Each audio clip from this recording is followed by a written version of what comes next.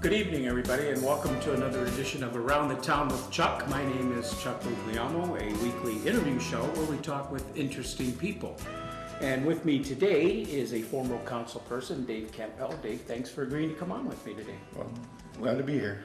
Now, you were a councilman for, was it one term or 2 terms? 4 years. It was, I mean, now it's 2-year terms, but back then was a 4-year term. When you were on council, now, refresh us a little bit. Who was all on council with you at that time? I think my first 2 years was Mr. Jones, Mr. Ciccatelli, Mr. Costrella, Mr. Lewis, Mr. Mooney. And then my second set of 2 years was Tom Udell, I think John Roach, I think we had Bob Naylor, Neil LaRouche, I think Greg Mooney, and Charlie Lewis. And you were the first ward council person? Yes. And what was the pressing issues back then? Well, I don't like to use the word Pressing? No, I don't like to use the word carpetbaggers, but we are constantly being presented things from entities out of town to try to buy their product, or for example,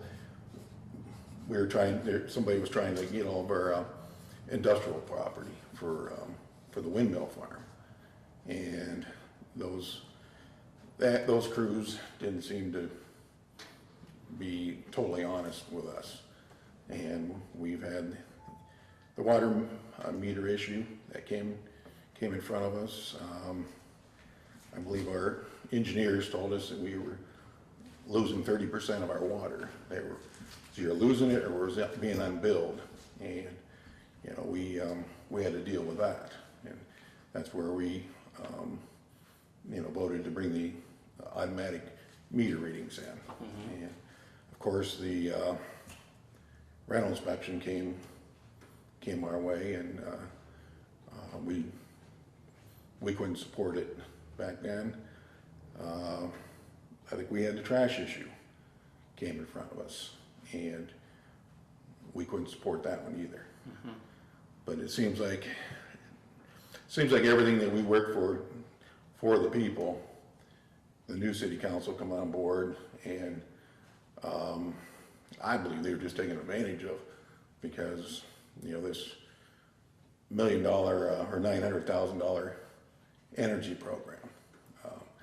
They flat out told us the payback period to put the new boilers in City Hall would be 110 years to get a payback. Well, that's a terrible payback on a system that's only going to last 20 years. So we couldn't support that. But with the new city council, when you say we, every member on the board at that time? It was at least 4. Okay. We had 3 conservatives and 4 liberals, and I think at the time we converted a couple of the liberals to convert conservatives for that vote. And it's difficult when you're in a minority on city council. You got to really prove your case, and most of the guys that I worked with, they listened to the facts. I mean, there was a lot of politics, a lot of games being played, because let's face it, Democrats and Republicans, they don't play together very well, But it was interesting. But I think the second city council that I worked for, we were more unified. Nobody was really picking any fights. Everybody had their opinion, and we balanced out pretty good. Did you have the same city council president all 4 years? No, you were there? Jim Jones was the first 2 years, and Tom Udell was the second 2 years. Is being a council person something you think you might want to do again? If I want to get divorced, no. What a lot of people don't realize is, city council is it's not a very rewarding job. Right. You're going to make decisions. Right. you're gonna please half the people, and the other half, you're gonna make them upset. Kind of like a sports official. Exactly, and, And you have to know that going in, right? yeah, we know, you gotta If you don't have, know it going in, you shouldn't even be on it. you gotta have some thick skin going in, and if not, city council isn't, cut out for it, I've always been a conservative watchdog, I like to watch the taxpayers' dollars, and I still watch them. If I see something that just doesn't add up, I'll voice my opinion. But when you're on city council, you better have 4 people, 3 along with yourself, that you need to convince that, there's something wrong. And we did it a lot, and I think we protected the taxpayers' dollars very well. As you mentioned, you said you guys had this trash hauling when you served as council person, and you guys voted it out. Right. And now it's back, as you know, currently back, and it seems like it's going to be a go where we're going to have one single trash hauler, and of course you're not in favor of that. Tell us why you're not in favor of it. Well, I wrote down some notes here. Just, for some reason, if I don't say the right thing, there's people that challenge me, and it's usually a member on the council floor that usually challenges my comments. What the city's trying to propose, or they're actually currently going to be in the 3rd reading, is an exclusive trash hauling, which I believe everybody will get a bill for 3 months in advance, if this passes, from Waste Management, and you have a choice of 3 options to enter into. If you look at the numbers, if you utilize the service, if you've got a big couch to get rid of once a month, and you do a lot of recycling, the numbers aren't really too bad. But you have to look at the downfall. We've got elderly people that don't need to get rid of a couch once a month.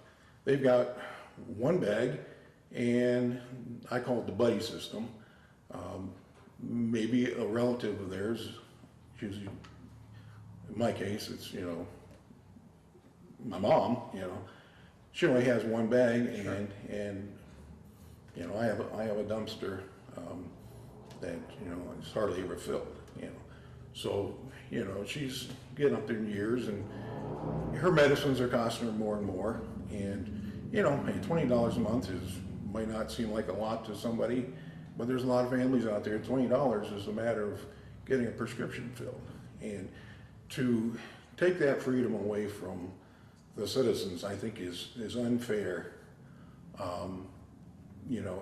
to the people. There are people out there that don't have any trash service. That's where we should spend our resources on making sure that their trash is picked up. Then you got to look at what's in it for the city. I looked at the contract. The city, even though we were told the city's only going to get $2,000 worth of trash service, the last commodity bid was about $11,000 a year. Waste Management bid to do the city services. So you're talking $11,000 times 3 years, you got $33,000 that's going to go in the city coffers. And then there's a one-time check that will be written out, I believe for $32,000 or $34,000, that will go to the city coffers. And that's a good incentive for the city to make a good hunk of change on the backs of the citizens' freedom. Mm-hmm. So that's one of the reasons. And whenever you're going to put people out of work, I've heard people say, "Oh, the other guys in town, they don't look professional." Hey, they're feeding their families. As long as they're not violating any, road rules with the police department, dumping trash on there. Why should we put their families out of work? We have another company that's very popular. They comply. They have the trash compactor truck. They're doing very well. They own a pretty good of the business in Conneaut. Why should we put the citizens into a position that one company is gonna monopolize the city. When this 3-year contract's over with, or if they continue to a 5-year, are these little guys gonna be here? Are we gonna be vulnerable when it comes up to bid, that there's nobody bidding against the mega haulers? And you know what that does, when you take competition away, the price goes up. And I think somebody's trash service doesn't need to be in the city of Conneaut's agenda right now. Dave, why do you think this issue came back to council? Well, when we were on council, there's certain entities, we'll use any excuse, mostly they're using recycling as, this is the need, we all have to recycle. Well, if that Do you was. agree with that? Huh? Do you agree with that? I think, I've never recycled. I think, you know, everybody can recycle in their own ways, whether they're saving their pop cans. I don't believe in washing out the milk jugs to put them in there. You're gonna use more resources in the water, and, you know, your time's available. But, you know, we did have, you know, these roll-off recycle bins, that people could take their cardboard over and their plastic and their cans, and that was their choice.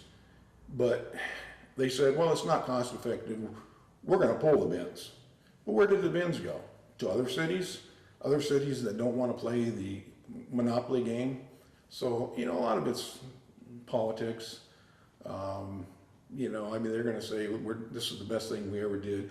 Now, if you're a waste management customer, you might be saving $1.50 a month. Well, that'd be great, you know. But that's your option to join it. Like, I brought up an example, Hudson, Ohio. Just recently, they don't call it exclusive trash, they call it preferred trash plan, where the city enters into a contract, or they take bids out, similar to what we did, but the citizens have the opportunity to join into this. It's, you know, it's like buying power. You know, it's a group rate, and you have that opportunity to join the group, and you know, hopefully people will look at the numbers and say, hey, this is a good deal to get into. But, you know, others might say, well, this is gonna cost me $20 a month. Right now, I'm taking over to, you know, my sons, and it's not costing me anything, you know. So why should you burden citizens, especially the elderly? You know, the elderly is the ones that are really gonna pay the piper on this. And, you know, the majority of our city, you know, a good vast majority are elderly people, retired people. So, you know, if they've got their own little system set up that they're taking their bag, sharing it with somebody else, hey, as long as it doesn't violate the rules of the hauler, you know, let them make their own choices there.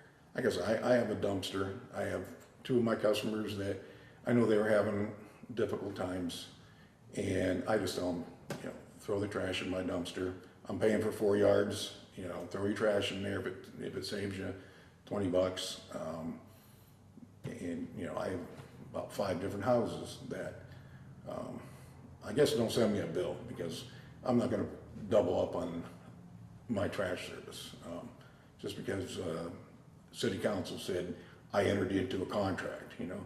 I'm big enough, I can take care of my own trash deals, and I know what gas station to shop at, and I know what pizza place to eat at. I don't need people to tell me what commodity that I need to buy, you know. Talking with Dave Campbell, he's my guest this week on Around the Town with Chuck, former councilman. Dave, it appears that we are going to have waste management as our trash hauling system, unless something is out there that I'm not aware of. It appears that will be the one. Now, a question I've asked others, and I can't seem to get the answer, I don't know if you'll have an answer or not for it, is those who pay by the year and do not have waste management, and they've already paid, say, this year for 2016, and then in July, everybody's going to be under waste management. Are those people going to get a refund? Do you know?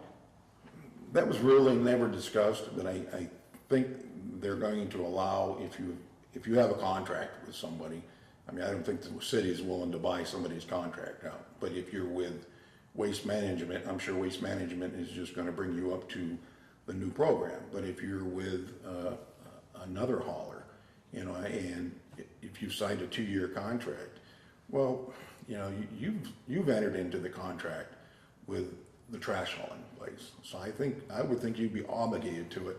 And there's gotta be a grace period in this whole system there. And, I've heard from a lot of people is, I have, and that's, I'm including my case. I have a dumpster. I take care of 6 houses with 1 dumpster. Okay, I'm entered into an agreement for 2 years for this dumpster. Okay, well, what do you do with those 6 houses? They have trash service. They're entered into agreement. So there's 6 houses out of the contract now. Like I said, I have 5 or 6 people, houses that are into my dumpster. There's 11 or 12 just with two cases. And I know there's many more cases out there. This is the one I think City Council should just amend their ordinance a little bit, make it a preferred hauler, let the people opt into it, because it is good for some people, but it's detrimental to many more. So I think that's the only fair way. Dave, I brought one of the editorials, and I would like to read one thing here that you wrote, and then if you would comment a little bit more on it or elaborate a little bit more on it here. It said, I personally feel it is not the city or city council's obligation to enter into a binding contract for anyone's private trash service. America, land of the free, or supposed to be. I believe our citizens should have the freedom of choice for any service or product they desire. Currently, unhappy customers have the ability to seek alternatives. To eliminate the competition and to deprive our local businessmen from working in our city is unfair and totally defies what free enterprise represents. Well, that's pretty much self-explanatory there, what goes along with this, like what happens when people refuse to join this plan? Is there going to be fines and jail time involved? Can people refuse? Well, my theory is if you don't pay for it, like Judge Judy says, if you eat the steak, you got to pay for the steak. But if you don't eat it, then are you really obligated to it? Is the city, city has this magical thing called home rule powers. I think they think they can walk all over the citizens' freedoms. Now, there are larger cities that have, 20 times the population, and this is actually a good thing for them, because if you've got a high population area, you can get the price down to $13. I think we're at $19.22 for one of the services. It's $16.70, $19.22, and $18.01. There's other cities that are paying $13 to $14. So are we getting a real good deal? Probably for the size of our city, that is some good pricing. But to me, it's not enough, to save a couple bucks. It's not enough to take somebody else's freedom away. Now, if the people that currently have waste management are paying, I heard some of them are paying $25. I don't think two people pay the same price with waste management. This would be an excellent plan, but let them join into it. And if somebody's got, their other plan, let them be. It's time to let the citizens alone. The times are trying around here. We're a very poor town. We're a very generous town. And I think if there's an opportunity that if there's an elderly person that can save $20 a month, let them save their $20 a month, and maybe they'll buy their grandchildren a gift with that $20. But, I don't like to use the word dictatorship, but this kind of fits the case. When somebody's taking one of your household responsibilities, and 4 people on city council, that's all it takes is 4 people are making my decisions for trash. I think it's very, very unfair. Do you know if we have this single trash hauler, do you know if that'll be a 5-day week pickup? Or will it be less than 5 days? I read through the contract, I think they're gonna do it on they have to do it on a couple different days, you know. I think they're allowed to start at 5 o'clock in the morning, and there's, you know, just the standard times that they will have to adhere to. Citywide? Citywide, yeah. And what about out south? The Monroes and those areas? Well, Monroe's not in, it wouldn't be in Conneaut limits. Not under our limits? Right, it'd be just, you know, part of southern Conneaut, Underage Road and, you know, Dormer Road, you know, anything in the Conneaut municipal area. Now, you know, that's another thing, you know, we don't hear other cities saying, hey, we have to go to this single hauler because we have to recycle. I just don't see it. There may be a couple other cities doing it, but I hear more cities rejecting it, you know. But, you know, we've got a very liberal city council. They all feel good what they're doing. I don't think I've hardly ever heard a no vote up there. And, you know, that's very scary. You know, the first thing they did was take the televised work sessions off. So really, we don't even know who shows up to the meetings. And then the formal meetings where they vote on their legislation, very little dialogue. I always explained my vote. If I was going to vote no, I explained it. If I voted yes, I explained it. And most of the members did. But now all I hear is you know, a lot of pat on the backs. And I believe yeah, John was yes, a little yes. reluctant at first, right? John Roach, I thought he Yeah. wanted to know more about it, or? yeah, well, I think he's against it. You Yeah. know? And I think I heard that there's one other councilman that is not totally in favor of it because it will be detrimental to the seniors. Are you surprised or shocked at all that they all went for this, or not because of their all one affiliation? No, I wasn't shocked at all. When I seen the $900,000 Johnson Energy get passed with very little dialogue, and I knew a lot of them never even read, you know, the paperwork on it. I said, well, we're in for trouble because they're making, you know, almost $1 million decisions, and you know they're not doing their due diligence to make the proper vote. You know, we talked it over. You know, we rehearsed it. You know, we did what we were supposed to do. Now, if they're doing it in their work sessions, I don't know. I mean, it's, you know, the people are kept in the dark. You know, where the real business is done. Let's move on to another topic here for a minute. Dave, let's talk a little bit about the bunkhouse, because that's also an issue here in town. The last report I heard or read somewhere was that maybe a store or something was going to come into that building rather than tear it down. Do you got any further information on that? Yeah, well, at first, you know, the city bought it from, I believe, the state for, I think, $200. And I don't think there was a lot of due diligence performed. I think they bought it and then worried about the consequences afterwards. Once they got involved, they had a contractor that agreed to tear the place down for free, but there was, you know, asbestos that had to be dealt with. I think it was dealt with, but the building was somehow structurally attached to the building next door, and that, you know, threw up a lot of problems. And then I think they did get quotes to demo it, and I believe the cheapest quote was $120,000. So To tear it down. to tear it down, and you know, here the taxpayers are on the hook for $120,000, which I don't think they should have ever been in the real estate business to begin with. And thank goodness, you know, Reuben Schwartz Construction, he's going to take the job on. I try to talk a little sense into him there, but he says that there's other jobs in the works that, you know, if he doesn't pan out on this one, you know, he looks for the bigger picture.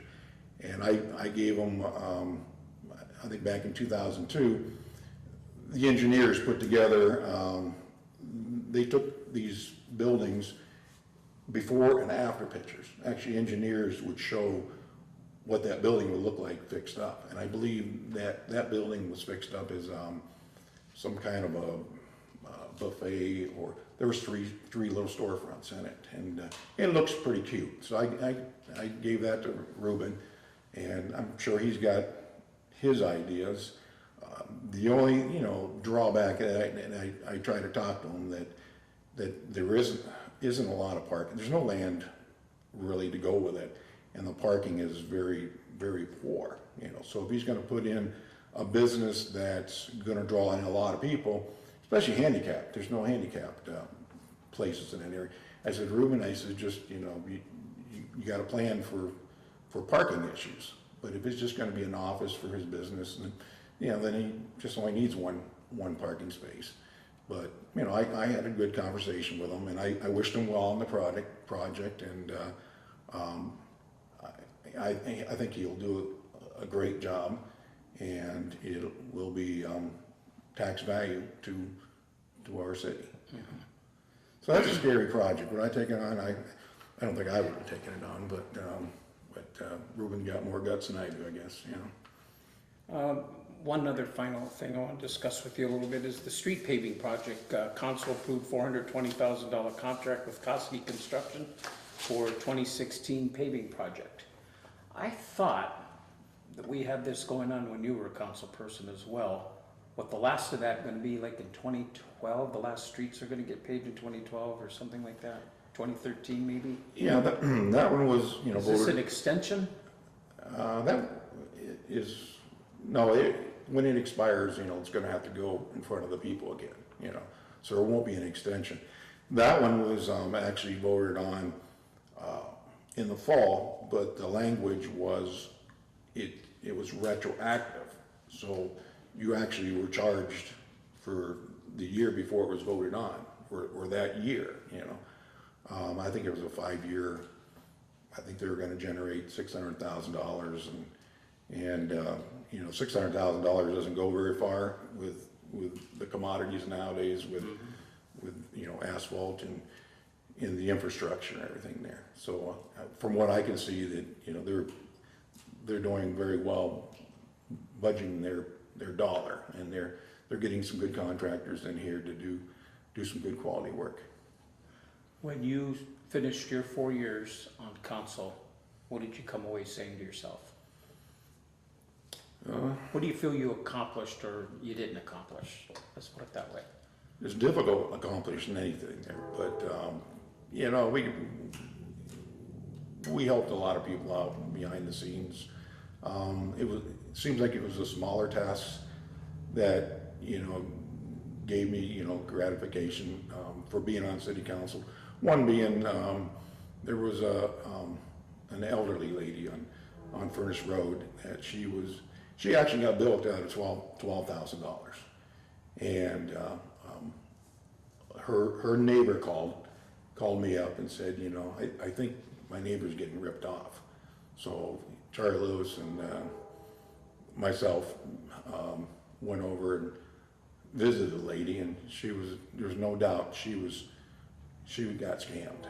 And so we went back and we presented all the her information. We put her in contact with the law department, and our law department at that time jumped on this, brought these guys to court, got all of our money back, and just little things like that we could do is a lot more gratifying than any piece of legislation that we ever worked on. Did you have a good relationship with Chuck Lewis? Oh, Charlie, yeah, good relation. Good relation with Greg. Believe it or not, everybody, God bless Jake Ciccatelli, everybody thought Jake and I were enemies. Jake was the nicest guy that I ever met. A few months before he passed away, I ran him into a restaurant, and he come up and he gave me a hug, and he says, Dave, there's some things I should have never done, and I hope you'll always be my friend. And I thought that was the most coolest thing. That was the coolest thing that ever. That is. He sat down at our table, ate with us, and Jake's always been a good guy, you know. But, you know, I got along with Jimmy Jones and, you know, a couple other councilmen I didn't really get to know too much, and we butted heads, but it was, you know, that was just, you know, politics. I Is think. it good for council to have a mix Absolutely, yeah. Diversity. for voting purposes, Oh, yeah, basically? being diversified, you know, always brings up debate. And debate is good because a lot of things will come up and change other people's minds. But if everybody's going into the legislation that, you know, we're going to vote on this regardless, yes, well, then it has a tendency to make the other council members, you know, a little less or maybe lazier to actually read the legislation, you know. And I think you need to have a little bit of mixture, a little bit of conservatives, a little bit of liberals, and, you know, if it's 4-3, that's fine. It worked with us, you know. We changed a lot of liberals' minds, but, you know, we went nose to nose with them too, you know. But did I leave city council with any ill feelings against anybody? No, you know. It was just all business. One final thing, why do you think nobody from the other side ran for council this year?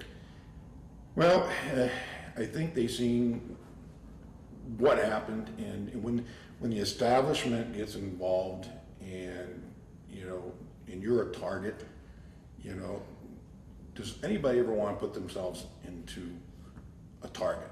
You know, I know I had a target on my back for probably 4 years. It gets to you, you know.